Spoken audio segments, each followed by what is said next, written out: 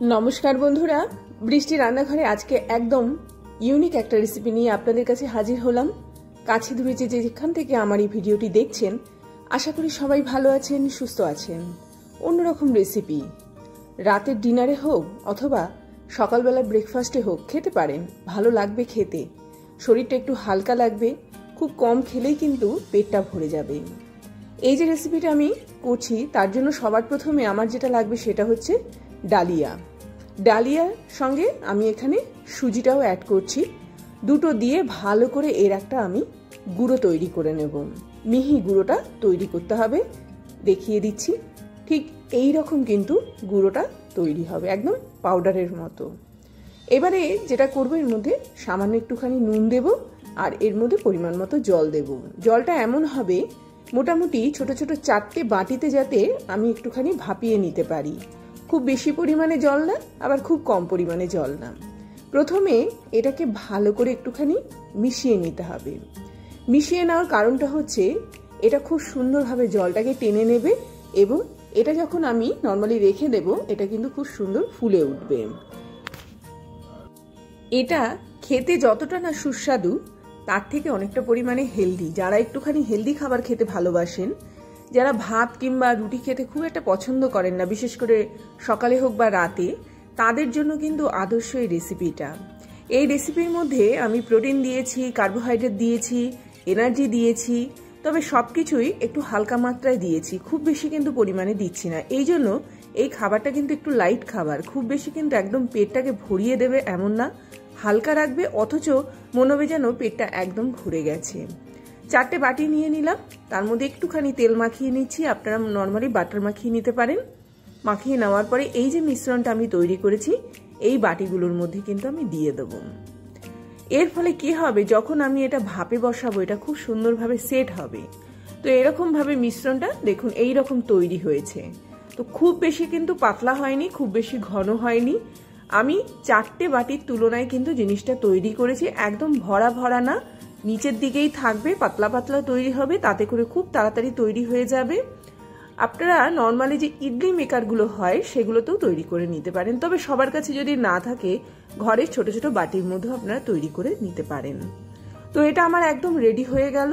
Ready হয়ে যাওয়ার পরে এবারে যেটা করব সেটা হচ্ছে এটাকে একটুখানি ভাপাতে হবে।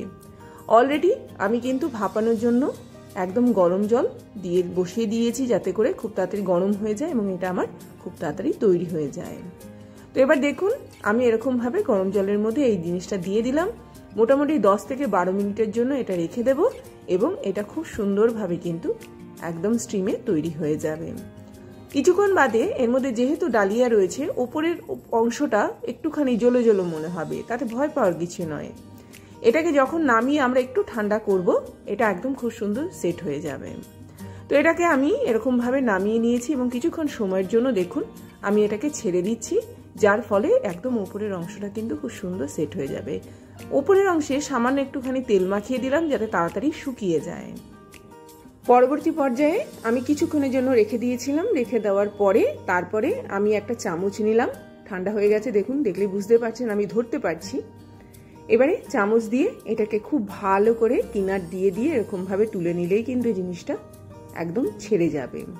এই দেখুন উল্টে দিলাম, একদম খুব সুন্দর বাটির মতো তৈরি হয়ে গেল। আমি আরো একটা দেখিয়ে দিচ্ছি। এই দেখুন এইরকম ভাবে কিনারের অংশটাকে আগে ছাড়িয়ে নিতে হবে।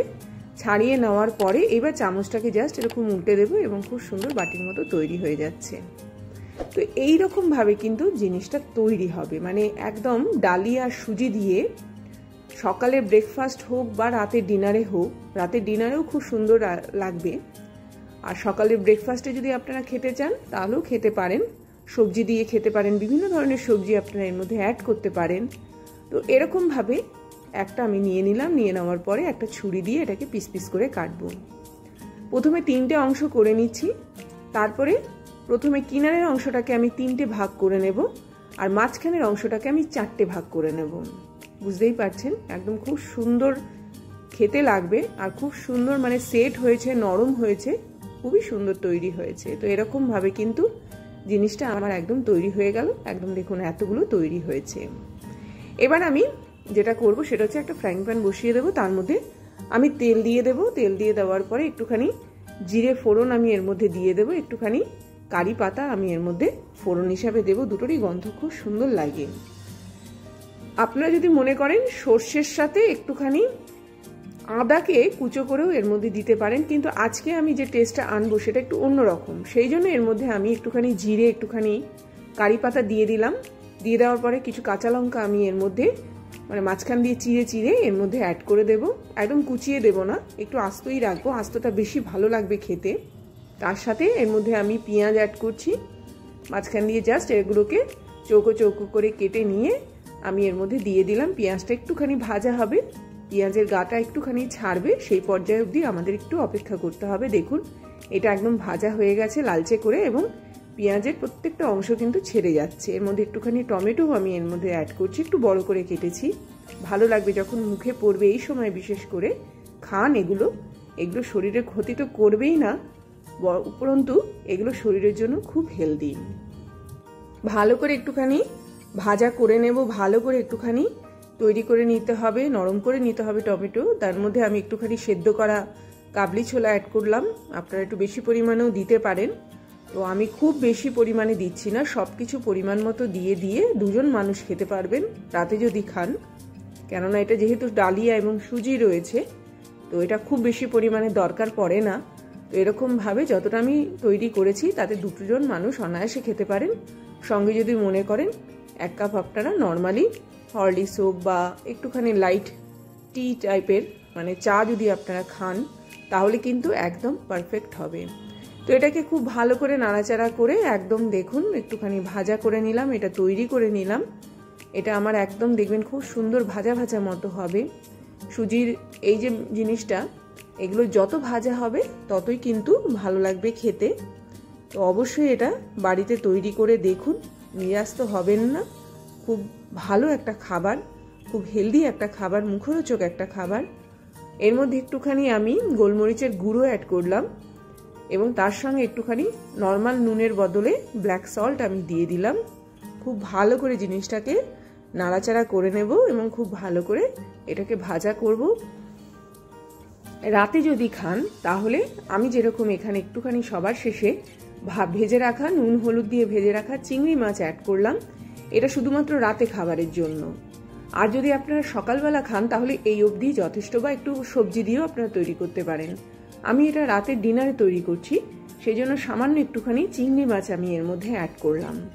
তো সবটা দিয়ে এত অপূর্ব খেতে লেগেছে, এর মধ্যে কোনো ধনেপাতা বা কিছু দেওয়ার দরকার নেই। এই কারণে দরকার নেই, গন্ধটা আজকে আসবে চিংড়ি মাছের এবং মুখের টেস্টটা আসবে এখানে কাবলি ছোলার। তো সব মিলিয়ে এটা একটু অন্য রকমের খাবার, সেই জন্য একটু অন্যভাবে তৈরি করলাম।